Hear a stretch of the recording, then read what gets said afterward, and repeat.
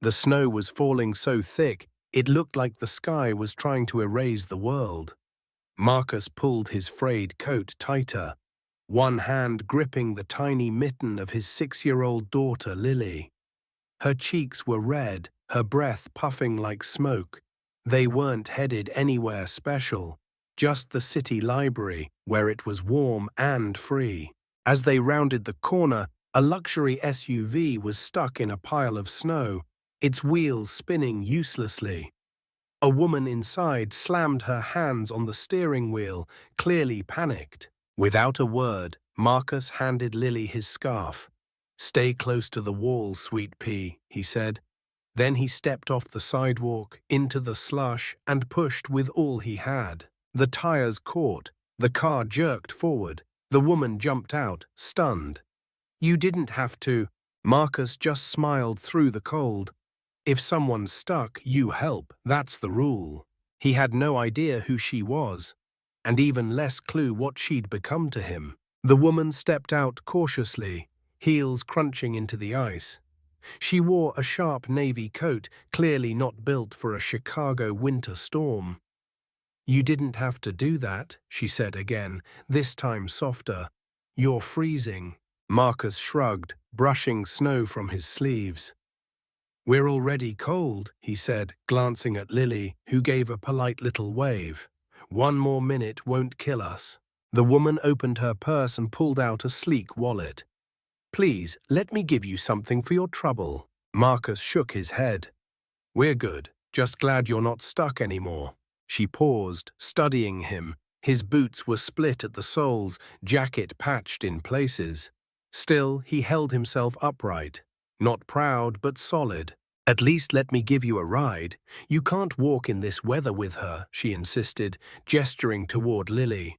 Marcus hesitated. He didn't like handouts. But Lily was shivering now, rubbing her arms. He nodded once. Inside the SUV, warmth spilled from the vents.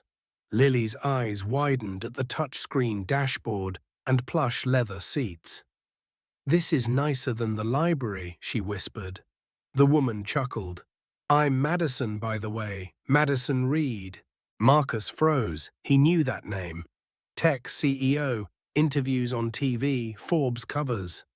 He said nothing. "Where were you headed?" she asked. "Library. They let us sit in there to stay warm.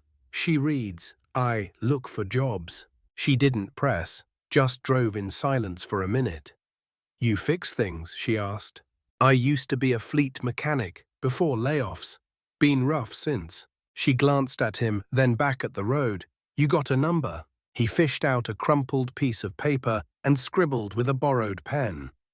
She took it gently, like it mattered. They dropped off near the library, Madison handing Lily a granola bar from the glove box. "You're a brave little one," she said. Lily grinned. "Daddy says brave doesn't mean not scared. It means doing the right thing even when it's hard." Madison blinked. "That's exactly right." Days passed, then weeks. No calls, no interviews, just cold. Marcus sat on the floor of the shelter one night, Lily curled beside him beneath a borrowed blanket. Her cough had worsened. He stared at the cracked ceiling, wondering how much lower they could go. Then, one afternoon, his phone buzzed. Unknown number. "Marcus?" "Yes." "This is Madison Reed." He stood up too fast, heart racing.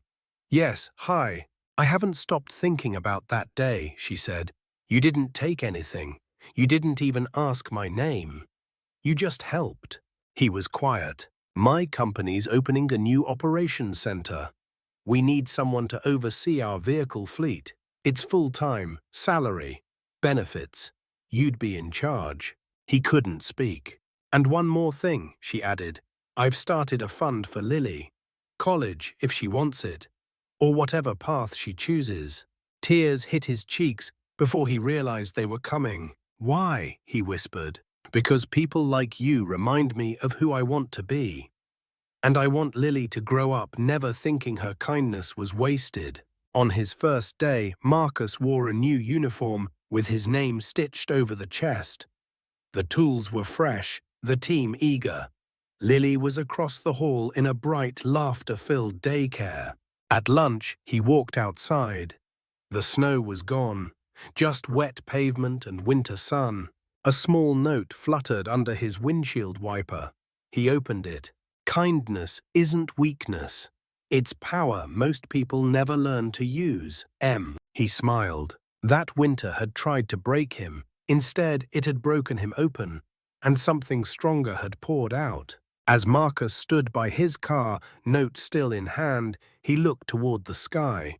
For the first time in months, it wasn't heavy or grey, just open, endless, like the future he hadn't dared to imagine. He thought about how close he'd come to giving up, how a single choice, to help without expecting anything, had turned the tide. Not with a lottery ticket, not with a miracle, but with a push in the snow. Lily ran up and hugged his leg, giggling, her hair wild with wind and joy. "You're smiling again," she said. "Yeah," he whispered. "Feels weird, huh?"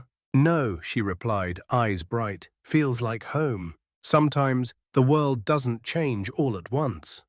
Sometimes it starts with a tired man, a stuck car, and a choice to be kind. If this moved something in you, maybe today's the day you push someone out of their snow."